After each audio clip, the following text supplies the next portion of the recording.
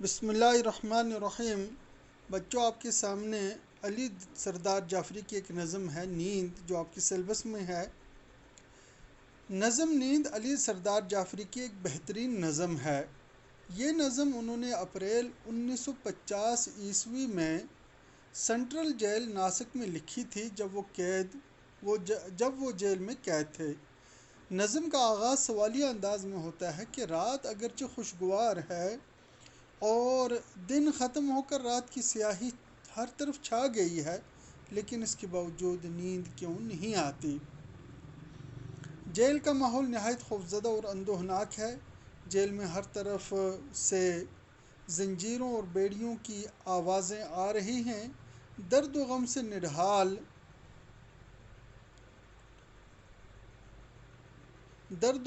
نڈھال قیدیوں کی اکھڑی اکھڑی سانسوں سے جیل کا ماحول نہایت خوفزدہ ہے۔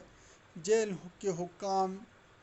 حکام کے غیر انسانی اور ظالمانہ سلوک سے ہر قیدی بے بس و مجبور ہو کر ایک خاموش فریادی بنا ہوا ہے۔ اس تاریکی میں رات جیل کی کانٹے دار تاروں اور لوہے کے حصاروں کو عبور کر کے میرے پاس آئی ہے۔ وہ اپنے آنچل میں جنگلوں کی خوشبو، پہاڑوں کی ٹھنڈک اور وادیوں کی گھٹائیں بھر کر لائی ہے۔ رات کی دوشیزہ نے اپنی باہوں میں رات کی خوبصورتی کو سمیٹا ہوا ہے۔ کہکشاں کی پیشانی چمک رہی ہے، چاند نیم جوڑا پہنے ہوئے ہے۔ رات کی سیاہ زلفیں خاموشی کے ساتھ مہک رہی ہیں، زمین پر شبنم پڑی ہوئی ایسا منظر پیش کر رہی ہے جیسے موتی کھلکھلا کر ہنس رہے ہوں۔ رات چاندنی میں خوب مزے لے رہی ہے۔ آسمان پر ننھے منھے تارے کچھ اس طرح کی بھول بھلیوں میں مصروف ہیں جیسے کوئی جادو کر رہے ہوں۔ جھینگر رات کی خاموشی میں اپنا افسانہ سنا رہے ہیں۔ جیل سے دور کہیں شہنائیاں بھی بج رہی ہیں۔ ریل مسافروں کو لوریاں سنا رہی ہے۔